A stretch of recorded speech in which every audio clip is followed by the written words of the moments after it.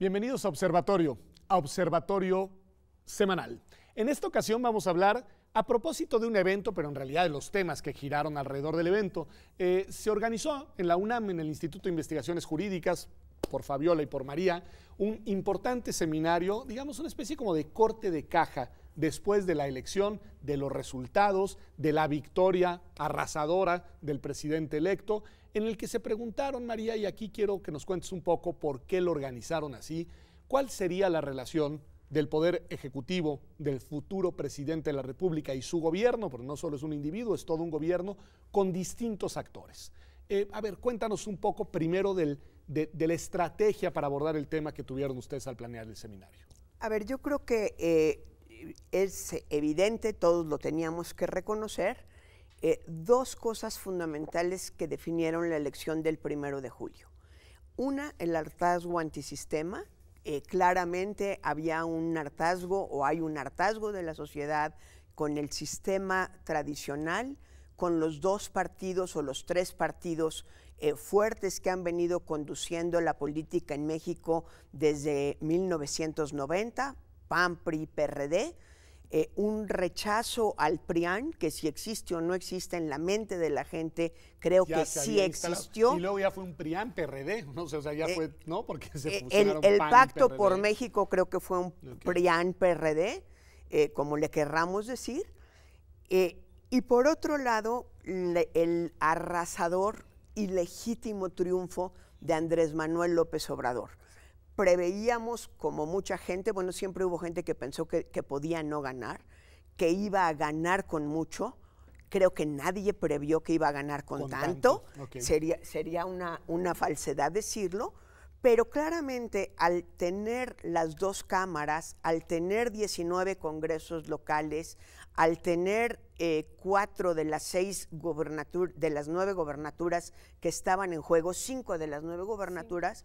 Creo que había que preguntarse cómo vamos a mantener, a construir una nueva gobernabilidad, porque el escenario político te obliga a construir una nueva gobernabilidad, no porque haya riesgo de ingobernabilidad, pero las gobernabilidades se construyen, pero una gobernabilidad democrática donde el diseño institucional que hemos venido trabajando desde hace 20, 25 años funcione con contrapesos y nos lleve realmente a que haya una participación institucional de diferentes actores políticos. A ver, interesantísimo y además con elementos muy importantes. Una nueva gobernabilidad, nos dice María Marván, coloca el tema de los contrapesos que son necesarios en un Estado constitucional y democrático y también, y hay que decirlo, reconoce, como reconocemos todos, el legítimo triunfo y el triunfo arrasador de Andrés Manuel López Obrador en la elección presidencial. Fabiola.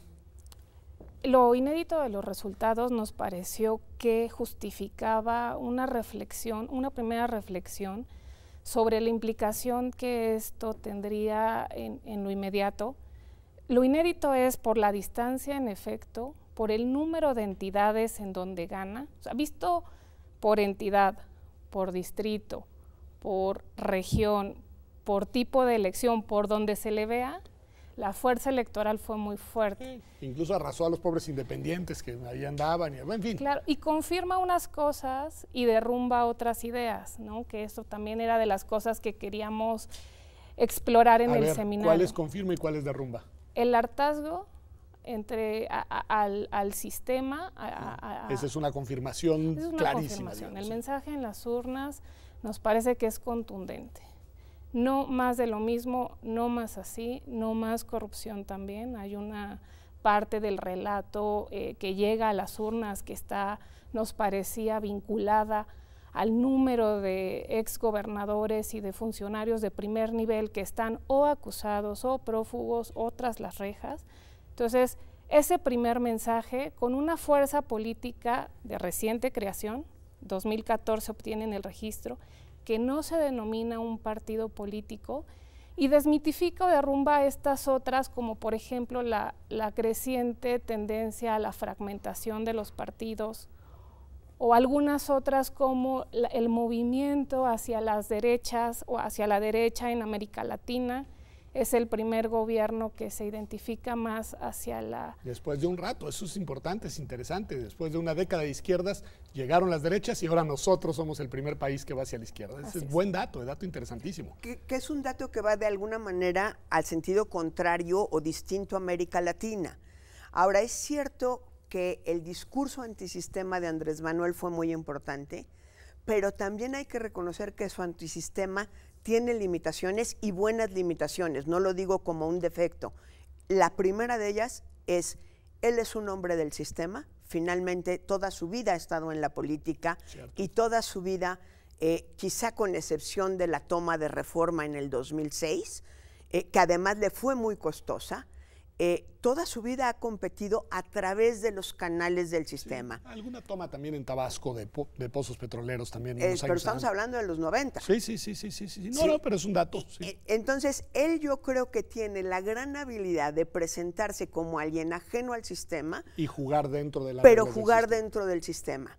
Y creo que ahora tendrá la gran oportunidad y la gran responsabilidad, porque una cosa que fue común en prácticamente todas las mesas fue el bono democrático, lo que hace es que le obliga a dar resultados.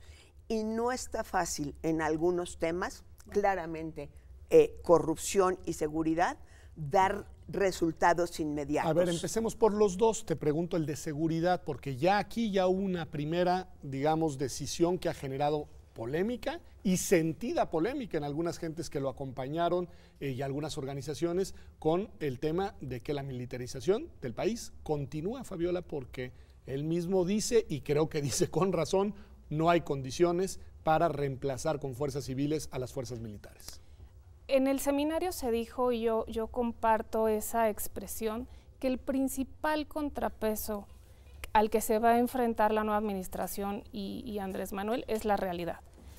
Creo que estamos atestiguando eso porque, en efecto, en el tema de la seguridad, en todos los temas, otra coincidencia es que nos faltan muchos contenidos y los mapas de ruta y los mapas organizativos, ¿no? Porque se han expresado algunas ideas que sugieren cambios importantes, pero hace falta todos los contenidos de cómo se van a materializar.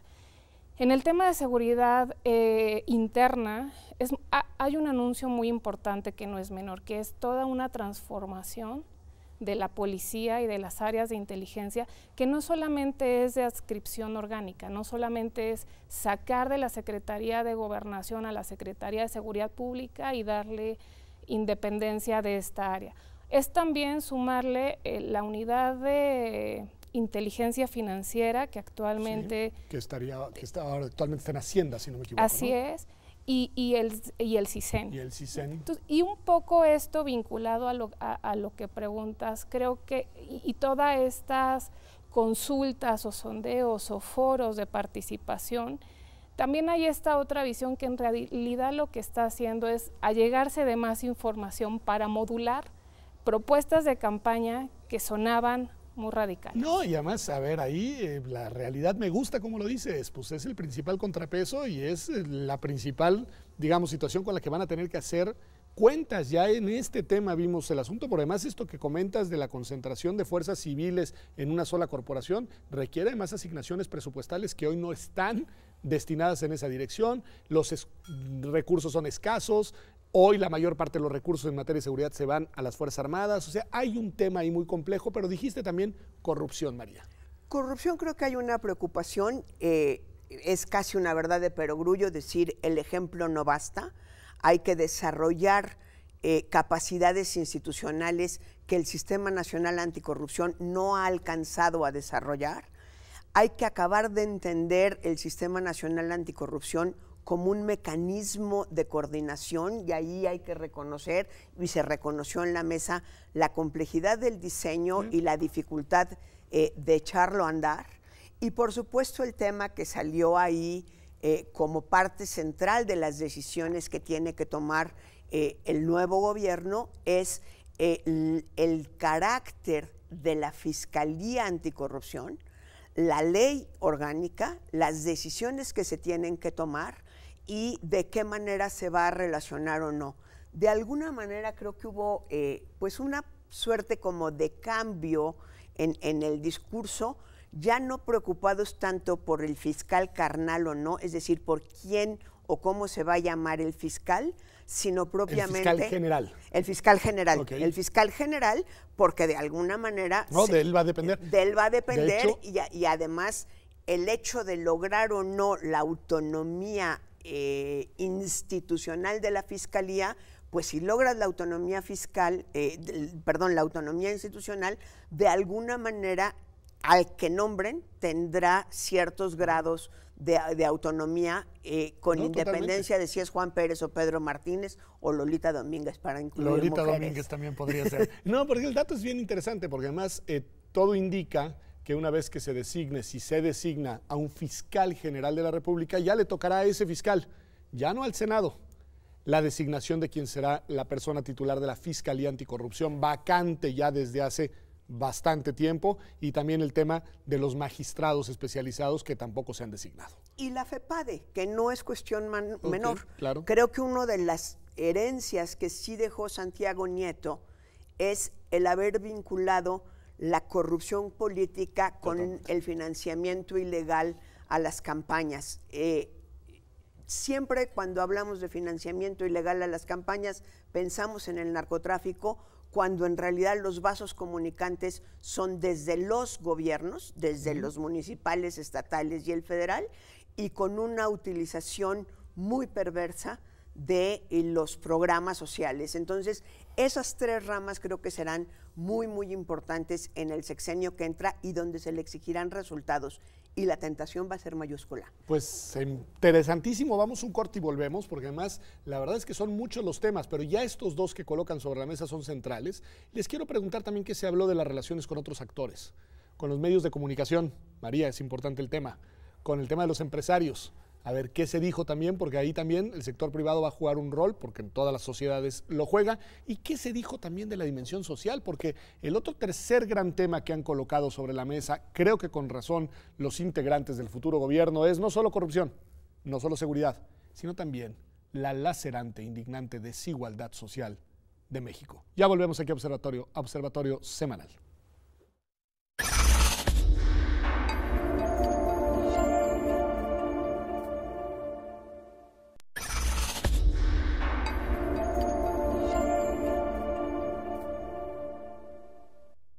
Ya estamos de vuelta aquí en Observatorio Semanal, y estamos hablando pues de la relación del futuro gobierno con distintos actores. Les decía, y empecemos por aquí, María, que en el seminario que organizaron ustedes dos ahí en el Instituto de Investigaciones Jurídicas de la UNAM, se planteó el tema de la relación con el sector privado, con los empresarios. Una relación que ha sido complicada, en la campaña fue tensa, hubieron momentos de desencuentro y luego hubieron momentos también en los que ya hubo una suerte de reconciliación. ¿Qué se dijo en el seminario sobre esta dimensión? Fíjate que para mí, coincidirá o no Fabiola, fue una de las mesas más sorprendentes. A ver. Porque lejos de reflejar angustia, lo plantearon como una gran oportunidad en varios sentidos. Y el más interesante es la obligación que tiene el empresariado mexicano de asumir sus responsabilidades, y palabras más, palabras menos, dijeron: necesitamos un empresariado más emprendedor, valga la redundancia, y menos rentista. De alguna manera asumen como que hemos tenido un empresariado a lo largo de muchos años, siglo XX, mediados del siglo XX hasta la fecha, muy dependiente del gobierno y es más, ellos lo plantearon desde la colonia, diciendo antes era la extracción de las minas, que sustituimos por la extracción petrolera, y se confía en que el crecimiento de México esté dado por esos dos motores. Eso me sorprendió muchísimo. Otra cosa que me pareció muy interesante fue asumir como una ventaja y no como una desventaja las posturas distintas de los organismos empresariales, el que Coparmex de alguna manera se distancie del Consejo Coordinador Empresarial, deberíamos de verlo con cierta naturalidad y como ventaja. Y curioso, inclusive usaron una expresión que se me quedó grabada por simpática, Si los mexicanos rehuimos al conflicto, excepto entre las telenovelas, en todos los demás nos angustia, ¿sí? Y en ese sentido creo que también fue interesante, diciendo además son dos posturas distintas que hay que tomar en cuenta. Y una cosa que me pareció muy interesante, de cara al Tratado de Libre Comercio, pero no nada más, y tiene que ver con lo que tú decías hace un momento de la desigualdad, como parte de las responsabilidades del empresariado, sí asumieron la posición que ya asumió Coparmex, hay que reconocerlo, de cambiar la lógica de los salarios mínimos y de lo mal pagado que está, de los malos salarios que hay en México. Asumieron que esa es una responsabilidad del empresariado donde no se puede esconder tras la Comisión Nacional de Salarios Mínimos. Muy interesante fue esa mesa. Pues me parece bien importante todo lo que nos dices y además, pues la verdad es que es una nota que da un poco para el optimismo. Sí, sí. Hay que ver los cambios un poco en esa apertura, pero no sé si tanto con otro actor fundamental que tiene que ver con lo que estamos haciendo aquí ahorita nosotros tres, que son los medios de comunicación. ¿Qué pasó por ahí, Fabiola? Precisamente el jueves que fue cuando tuvo lugar esta mesa, se dio el anuncio del gobierno federal, tanto del nombre de la persona que estaría a cargo desde la Oficina de la Presidencia de los Asuntos de Comunicación Social, como el anuncio de que se disminuiría a la mitad el gasto que se destina a ese rubro. Que es importante porque llevamos esos 100 años nosotros pidiendo que se haga una reducción, pero para los medios tiene una implicación importante. Es importante los dos anuncios, sin duda, aunque al igual que en otros temas, pues siguen pendientes definiciones muy importantes que son cuál va a ser, desde dónde, desde qué oficina, la relación o la nueva política en materia de contratación de publicidad gubernamental, porque lo que conocemos y se coincidió en la mesa son grandes cantidades, pero no estamos seguros ni que sea todo el gasto, ni que refleje todos los conceptos vinculados a la comunicación. Se tocó la importancia que tiene desde la relación con la dirección que depende de la Secretaría de Gobernación, que está a cargo de los tiempos oficiales, pero en contraste con quien maneja la política de contrataciones, que es la Oficina de la Presidencia de la República. La coincidencia es que estamos ante una posibilidad real, histórica, de que las cosas se hagan de manera diferente, de que las asignaciones se transparenten, de que las asignaciones se hagan en función también de las audiencias y no de las cercanías o los afectos con el presidente. Entonces, al igual que en otras mesas, el mensaje era positivo. La expectativa es, estamos con o sin ley general de comunicación ante la posibilidad de que desde el gobierno establezcamos una mejor relación en favor de la libertad de los medios de comunicación y de las propias asignaciones a publicidad gubernamental. Y que conste que le pregunté a la experta, porque tu tesis de doctorado es de eso. Pero a ver, María, una cosa importante que tiene que ver con esto, que es una dimensión de lo que Fabiola nos dice, ya no solo la relación del Estado, los recursos y cómo se transparenta la transferencia de dinero público hacia los medios, sino la dimensión de contenidos, de libertad de expresión, de pluralidad política, de disenso. A mí me queda un poco la impresión de que ha sido tan abrumador el triunfo que, entre otras cosas, ha generado, digamos, un acallamiento de las voces críticas en los primeros meses. Esto no necesariamente será así, pero ¿qué decir de eso? Mira, yo creo que sí hay una preocupación. Yo creo que hay dos preocupaciones. Una preocupación muy clara por la libertad de expresión, por el respeto a la disidencia, ahí quizá hablando sobre todo de redes sociales, la forma de reacción, quien se atreve a poner algún tipo de crítica o de cuestionamiento a López Obrador, el nivel de ataque es brutal, inclusive pues no lo deberíamos de ver normal. Por supuesto esto no se discutió en el seminario, pero vimos el domingo una solicitud de asesinato de un periodista por su posición frente a López Obrador en Twitter. A mí la verdad me alarmó muchísimo.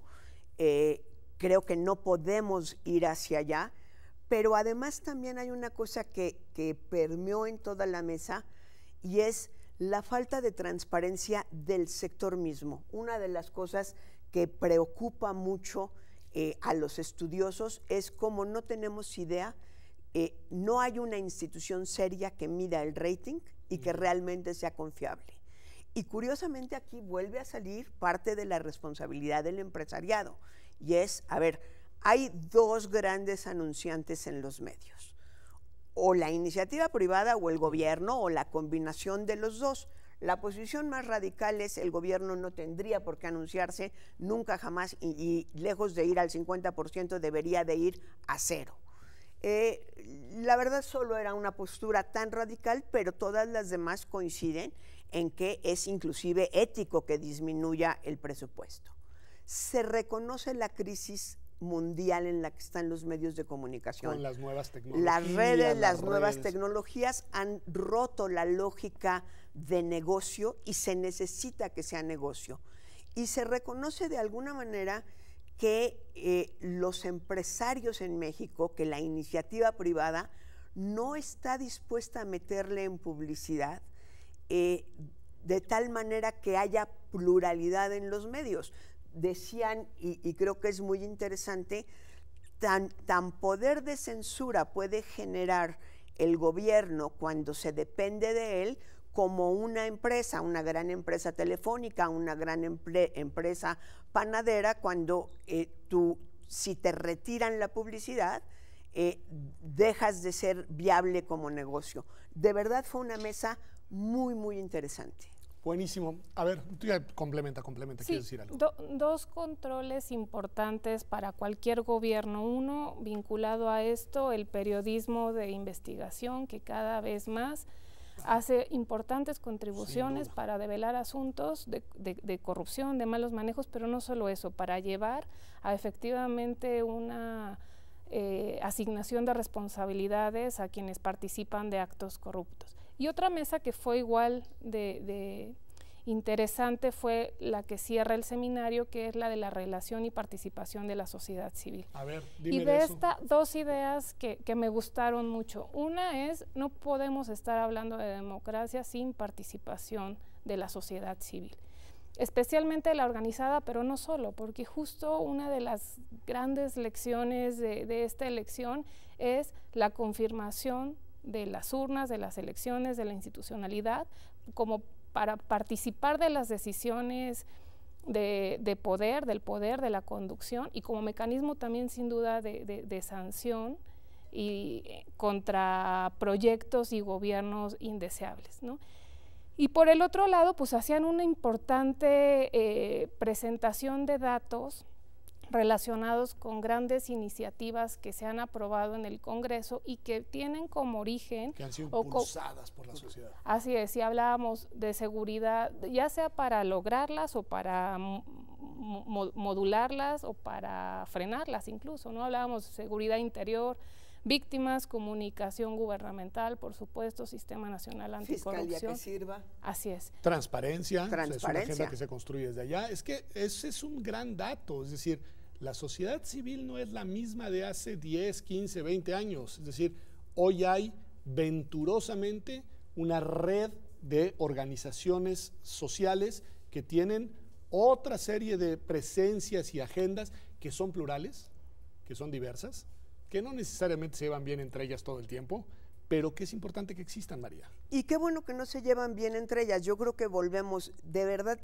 tenemos que acostumbrarnos al conflicto como expresión de la pluralidad y no al conflicto desgarrador del siglo XIX, donde las familias dejaban de hablarse. Dentro de la sociedad civil yo también rescataría otra cosa. Sí preocupa la desconfianza de López Obrador hacia la sociedad civil, pero también se reconoce, curiosamente, al igual que en los medios, que ellos tienen que asumir una agenda de transparencia propia que no necesariamente está clara. Es decir, ha sido muy grande la presión de los organismos de la sociedad civil organizada para exigirle transparencia al gobierno, pero no siempre es claro de dónde provienen los fondos que las dejan existir. Sin prejuzgar, por supuesto, de algo tienen que vivir, que reciban fondos, sí es necesario saber quién las fondea, con qué las fondea y con qué condiciones las fondea. Y sí se asumió eso como una necesidad de las organizaciones de la sociedad civil para entablar un puente de confianza con el nuevo gobierno. Algunas reciben financiamiento internacional, otras reciben financiamiento de los propios gobiernos, otras reciben financiamiento de la iniciativa privada o cualquier combinación de ambas. Y es importante saber porque eso te clarifica cuáles pueden ser sus posturas y también dignifica a una organización de la sociedad civil. Me ofrecieron tal financiamiento con estas condiciones y como las condiciones eran inaceptables, no lo acepté. Creo que fueron, si yo pudiera decir un hilo conductor en todas las mesas, que fueron 10, además de la conferencia magistral dictada por ti, yo creo que el hilo conductor es la responsabilidad de cada uno de los actores para asumirse como contrapeso, que no quiere decir para estorbar al gobierno. Me parece interesantísimo y con eso vámonos al corte y volvemos. Y por ahí empezamos. Lo que les voy a preguntar es la responsabilidad de los actores también institucionales, porque si se dan cuenta, hasta ahora en el programa no hemos tocado la relación con los otros dos poderes y con los órganos constitucionales autónomos, que me parece fundamental. Y ya si nos da tiempo también les voy a preguntar sobre la mesa de México en el mundo. Ya volvemos aquí a Observatorio Semanal.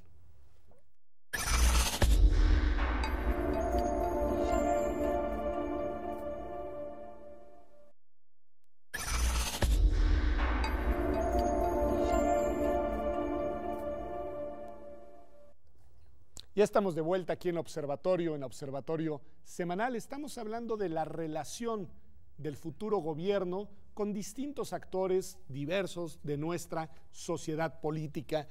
María, me llamó la atención cómo los tres fuimos dejando, yo en mis preguntas, ustedes en sus respuestas, un poco al lado las relaciones intrainstituciones. Y creo que son clave. A ver, va a tener, como desde 1997 no sucedía, una posición mayoritaria en las dos cámaras del Congreso de la Unión. ¿Qué decir de eso? Yo creo que ahí la respuesta se dividió en dos en términos generales. El resultado de la elección fue tal que sí podemos hablar de un sismo, vamos a decirlo así, no un cisma, un sismo en el sistema de partidos. De futuro un poco incierto, es decir, se asume tiene mayoría en las dos cámaras, pero siguen existiendo oposiciones y las oposiciones tienen que jugar un papel relevante y tener la capacidad, aún en su calidad de minorías, de poner agendas, de discutir iniciativas y de incidir en la agenda legislativa. Para lo cual hubo dos mesas, una de sistema de partidos y otra propiamente del Congreso. El diagnóstico de cómo funciona el Congreso no es precisamente halagador. O sea, de cómo funciona hasta ahora el Congreso. De cómo funciona hasta ahora el Congreso, un exceso de comisiones, una falta de responsabilidad, por ejemplo, en la cantidad de iniciativas que se presentan, pensando que un legislador es mejor mientras más iniciativa presenta, sin hacerse cargo de su aprobación. Nos decían, por ejemplo, de comisiones especiales que se forman, que nada más sirven para la foto, es decir, se forman un día y no vuelven a tener una sola reunión más. Todo esto medido, entre otros, por Integralia, pero no es el único que lo ha medido. Entonces, ahí como una llamada de atención y, desde luego, una preocupación por la falta de contrapeso en el ejercicio del gasto público. Y creo que esa es una llamada de atención muy importante. En términos del poder judicial, digamos, atendiendo a la clásica división de poderes, ejecutivo, legislativo y judicial, también se reconoció la fortaleza de la Suprema Corte de Justicia de la Nación en la medida en la que tiene instrumentos de control constitucional, de control de legalidad y de asegurarse que ni el Ejecutivo ni las leyes violenten la Constitución. a partir de una fortaleza de la Suprema Corte de Justicia de la Nación, sin perder una visión crítica, entre otras cosas, algo que tú has comentado mucho, que tiene que ver con las ternas y el proceso de nombramiento de los ministros. Me parece bien interesante lo que dice María, porque coincido, la Corte creo que de 94 a la fecha se ha ido consolidando como Tribunal Constitucional, en fin, pero el Poder Judicial federal y los poderes judiciales locales pues tienen falencias importantes, Fabiola. Justo en estos días Julio Ríos, acompañado, digamos, y por una organización de la sociedad civil, Mexicanos Unidos contra la Corrupción y la Impunidad, acaba de hacer un estudio en el que lo que diagnostica es el peor mal endémico de nuestro Poder Judicial, que ya lo había dicho Felipe Borrego, de hecho utiliza sus datos, que es digamos, toda una red de nepotismos y de redes familiares que dificultan el funcionamiento de la justicia en México. A ver. Lo tiene, y yo creo que en términos organizativos sigue siendo el poder que está más alejado del alcance de los controles que nos hemos dado en los últimos años. Incluso dentro del Sistema Nacional Anticorrupción, en donde tienen un lugar destacado, tienen incluso un lugar en titulares, la mesa, ¿no? Claro, titulares de diferentes órganos autónomos y del Poder Ejecutivo. El Poder Judicial participa a través del Consejo de la Judicatura y no necesariamente, y no por el presidente, a diferencia de los otros lugares que tienen que ser asumidos por el presidente. Sí, la reflexión que se hacía era en ese sentido también, porque no queda todavía muy claro cómo hacer que en el conjunto de todos los cambios y del nuevo rol que tienen frente al cambio político y administrativo, la Suprema Corte funcione de una manera... Es que es importante, o se pone en orden ellos, judicial, o se les va a tener que poner orden desde fuera, y no queremos ahora debilitar a un poder tan importante como el judicial, pero que sí tiene problemas y falencias. De hecho, vamos a hacer un programa aquí en Observatorio para presentar y hablar específicamente de este estudio al que he hecho mención. Pero bueno, no solo están los tres poderes, ahora ya tenemos, luego decimos 11, 12, yo los cuento y luego se me olvida el número, órganos constitucionales autónomos, famosos OCAS. Ahí está la CNDH, el Banco de México, el INEGI, el INE, el INEE, la COFESE, en fin, el IFT. ¿Qué decir del rol de estos órganos constitucionales con autonomía? He de reconocer que no dedicamos una mesa al tema, entre otras cosas porque al ser 11 era muy difícil darles un tema en específico, pero desde luego tú lo abordaste en la conferencia magistral y creo que es un tema central. Que no fue magistral, pero fue conferencia, pero bueno, sí, pero así le llamamos, porque no hubo preguntas ni respuestas, y además sí fue magistral. Creo que el papel será fundamental porque, como bien tú has señalado en tus escritos y en conferencias, los órganos constitucionales autónomos de alguna manera han sido instituciones que le van restando poder al Poder Ejecutivo. Tenemos la peculiaridad en el próximo gobierno que, por la misma actitud que ha asumido Morena, propiamente dicho, ningún órgano constitucional tiene cuotas que hubiera mandado López Obrador directamente. Eso es interesante, ¿no? Porque en la conformación de los titulares y las titulares de los órganos constitucionales no participó Morena. Sí hay que reconocer que con el vaciamiento que hubo del PRD y el trasvase hacia Morena, ciertamente hay cercanía, claro, vía PRD con muchos de los nombrados. Pero yo creo o coincido contigo en que más allá de los nombramientos, no hay más autonomía o no hay peor autonomía que aquella que sus cuerpos colegiados no se la creen y no la ejercen. Es decir, la responsabilidad, otra vez, más que en el presidente electo o en el Poder Ejecutivo, está del lado de las cabezas y los cuerpos colegiados que dirigen esos órganos constitucionales autónomos, entendiendo cuál es la función de contrapoder que tienen que fungir y guardando celosamente su independencia. Eso no quiere decir ser incapaces de sentarse con el presidente electo o con los secretarios del ramo o con quien tengan que sentarse. Quiere decir saber cuál es la lógica jurídica y de bien común que deben guiar sus decisiones.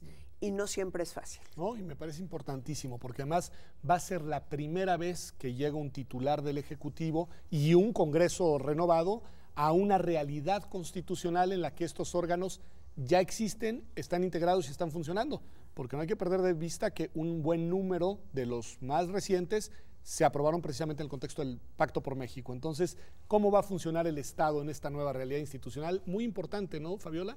Sí, aunque todo está por ver en términos de que muchas de las cosas que van a suceder son inéditas, lo cierto también es que durante la última década hemos trabajado como país en la construcción de muchas estructuras y controles que van a ser puestos a prueba en esta nueva relación del Ejecutivo con todos los demás actores.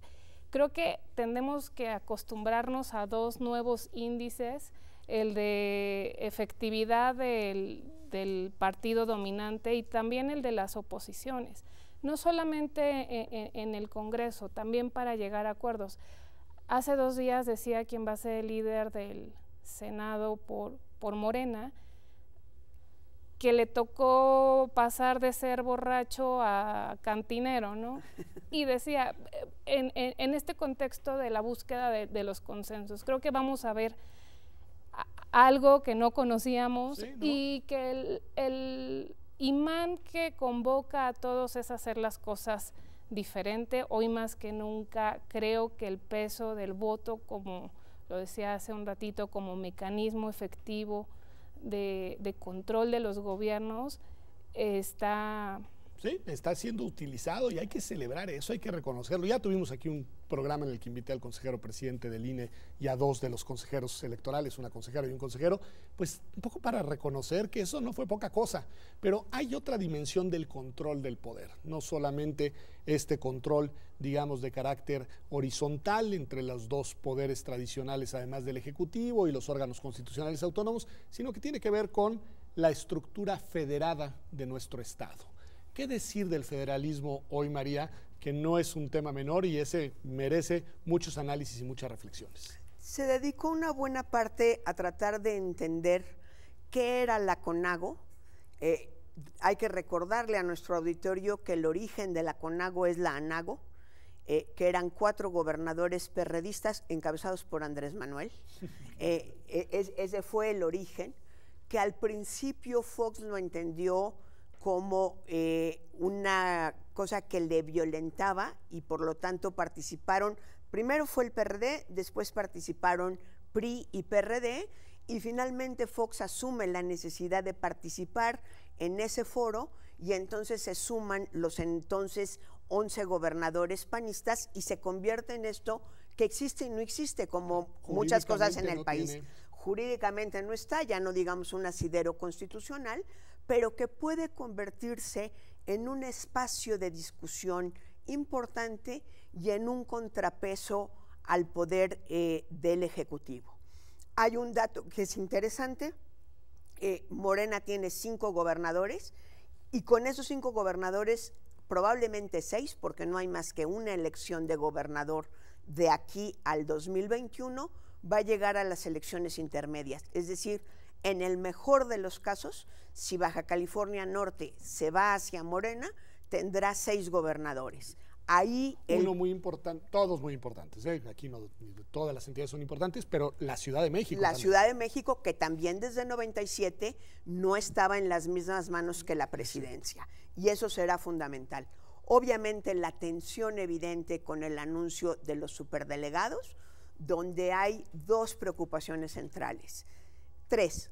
La primera, si hay espacio legal para que estos existan, eso quedó más o menos despejado, no hay ningún problema dependiendo de lo que hagan. Claro.